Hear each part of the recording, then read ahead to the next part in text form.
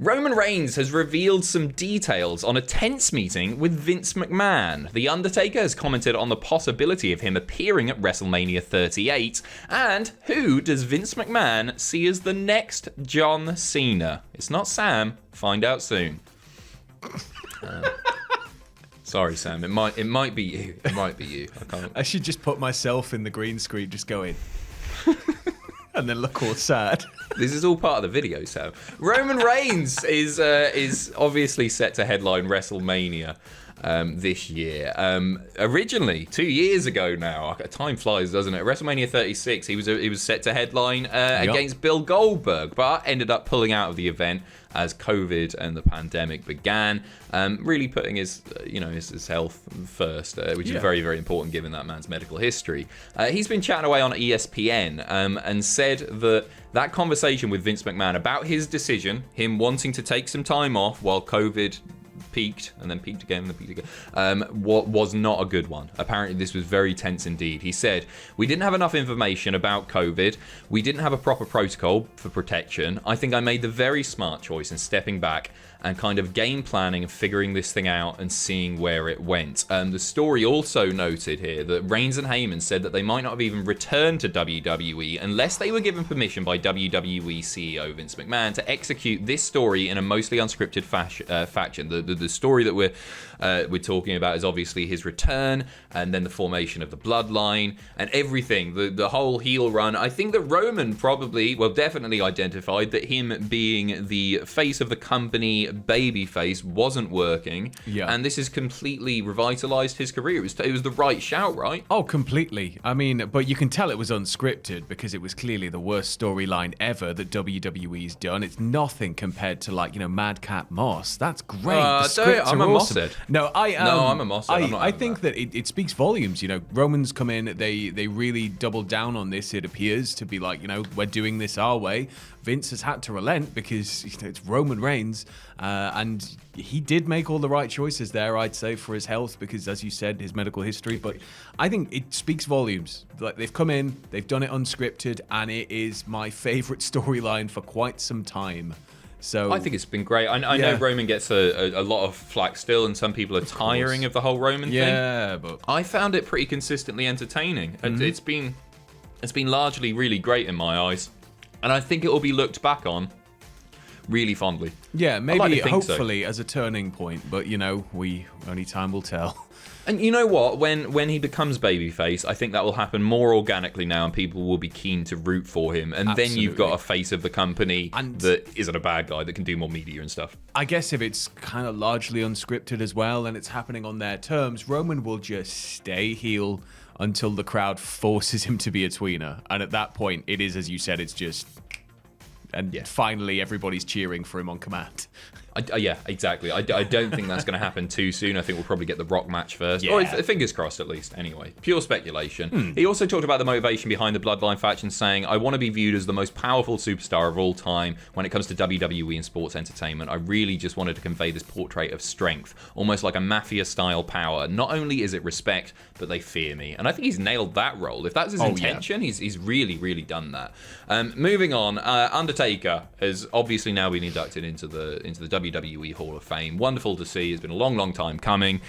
He also, before the Hall of Fame event, spoke to Today about the possibility of him appearing at WrestleMania. Now, this isn't him standing on the ramp. We're probably going to see him at the top of the ramp. No, he's getting in the ring, choke slams, tombstones, 3 titles in one night. That's what's happening. That's not what's happening. According to the man himself, he said, "I'm going to leave the nostalgia to Steve and let him have his moment." Steve Blackman, that is, who was obviously facing Kevin Owens. He's in a dark room right now working on his glow sticks. His glow sticks? Yeah. His nunchucks? Yeah.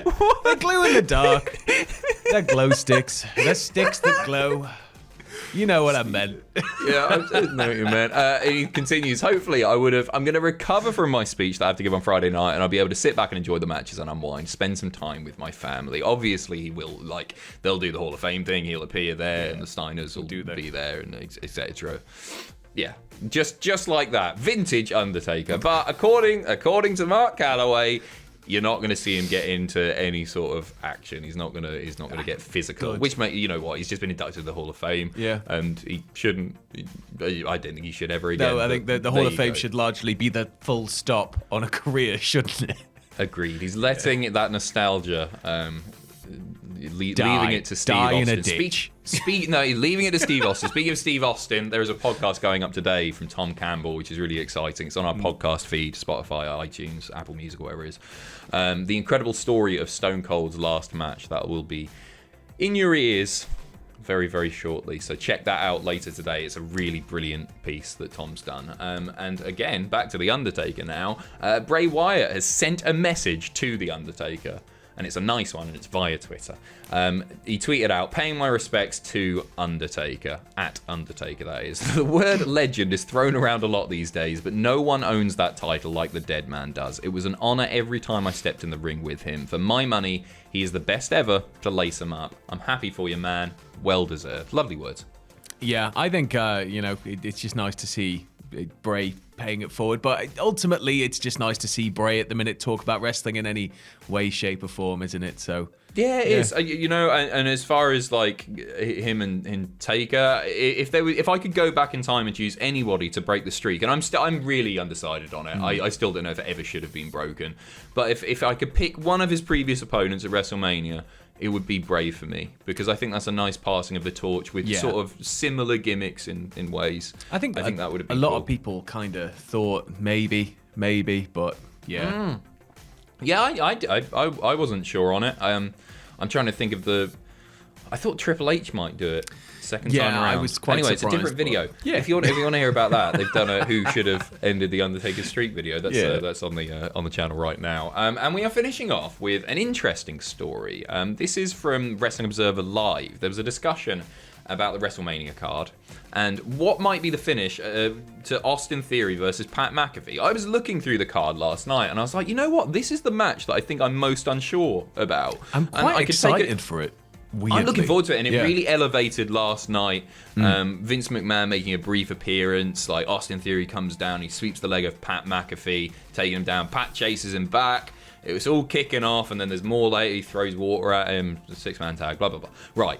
So I can't figure it out. It's a coin toss to me at the moment. But Brian Alvarez on the podcast saying, whether you all see it or not, Vince sees this guy as John Cena. This is Austin Theory. There's a reason he's grooming him and will always be there in his segments. That's what he sees in the guy. Maybe he wants to teach this guy that you also need to be able to lose, so Pat McAfee gets the win, but I would presume that Austin Theory is winning. This is Alvarez saying that. And then a bit of an update to the story from WrestlingNews.co. They were told that Austin Theory segments do well in the ratings, and that's another reason that he's been given more screen time. During his days in NXT, there was talk that he would eventually become a top star on the main roster and eventually main event WrestleMania, which is something that, I feel like we've done a lot of news videos about people in NXT who didn't see as like future WrestleMania headliners, but I remember Austin Theory's name being thrown around an awful lot there. Do you see it? I think, there hasn't been a single NXT competitor that I can remember where Vince has been so hands-on with them once they get up to the roster. No. Like Vince Last time really was Drew involved. McIntyre, and that wasn't NXT, was it? And the thing is, it can kind of go one of two ways, because we know that Vince apparently sours on wrestlers all the time and falls in love with another wrestler all the time. But this has largely been sustained. Like, we're seeing Vince and Austin Theory quite regularly together. There's been featured spots, featured moments. I think Austin Theory's definitely somebody who, if Vince sees that in him, then it's just a case of, I guess you jump through every hoop until, boom, one day you're the Cena level star, because that's largely what you hear, isn't it? You got to kind of be the big company guy. You've got to really lead the charge forward, carry that banner, be out in front of everything. But most importantly, Vince has to have that belief in you. So this could potentially be monumental for Austin Theory's career, but at the same time, I don't quite see it now, but I think in due course, we're going to see him. I agree. At the top of Mania's card. Yeah, I think there's a long way to go. To me, he's somebody who is more naturally suited to being a heel, because he's got that face you'd love to punch thing about him. But I think he's somebody that obviously has a great deal of potential, a great deal of charisma. And as you say, yeah, Vince McMahon. I did think of another one. He wasn't quite as hands-on as with Theory, but Owens got the rub, didn't he? Oh, With the headbutt Yeah. and the big debut and everything, or the call-up, whatever. So, yeah, keep an eye on Austin Theory. It's difficult not to. He's on the shows a lot. Before we go, do you think we'll see Vince McMahon get involved in that match? I bloody hope so. Of course you do. I don't know so do why I want a geriatric old man down there wrestling or getting involved, even just doing a couple of stomps in the corner. I just want to see Vince in front of a crowd again, just getting involved, because it's always really funny when you see Vince's facial expressions when he's on the outside of the ring, when he's trying to get involved with stuff. I don't know, it's always just quite comical, and it throws back to, the era of my childhood where Vince was all over the product. So I'm all about Vince getting involved. Bit of fun, and bit of fun. Right, I will see as many of you as possible, hopefully, tonight at 11 p.m. for live reactions, the live watch-along. Then I'm going to try and figure this all out, right? Stick with me. Immediately following that, we've got What Happened At. Yeah. And then we've got WTF Moments. Yeah. We've got the live review show for night one. Yeah. That's tomorrow at 3 p.m. And then live reactions, once again, same night, 11 p.m. Yeah. Immediately following that, we've got What Happened At. Then we've got WTF. Then we've got the live review show, once again, at 3 p.m. Then in the evening, we've got the edited reactions going up around 7 p.m. Whenever they're ready. That's Sam's job. And then Tuesday, night 2 of edited reactions go live. There's also a few news videos to slot in there here or there. You need some more fingers. Need more fingers. Shit with those fingers. There's a lot of content coming. Thank you ever so much for your support. A reminder, the cultaholicshop.com has 38% off everything as well. That's and that's right. your lot. That's right. What was that? Hey, bye. What was that voice? That's right. That's right, baby. I was just mumbling. I was like, that's right. See you later. Tatty bye.